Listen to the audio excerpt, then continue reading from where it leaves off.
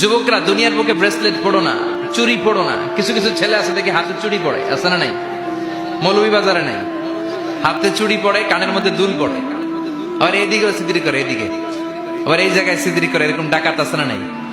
কিছু ছেলে পেলে আবার চুলের এমন কাটিং দেয়, দুই দিকে একেবারে চাপান, সামনে এরকম গোড়া কাটিং, নাম দিয়েছে আমি এটার, আছে না নাই?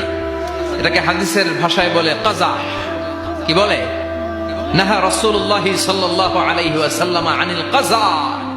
বিশ্বনবী এই কাজা কাটিং দিতে, এই হেয়ার কাটটা দিতে বিশ্বনবী সাল্লাল্লাহু আলাইহি ওয়াসাল্লাম নিষেধ করেছেন। যুবক ভাইরা, যারা তোমরা এই কাটিং দাও অথবা আজকে দিয়ে এসেছো, তোমরা সামনে থেকে এই কাটিং দিবা না, মানা যাবে না।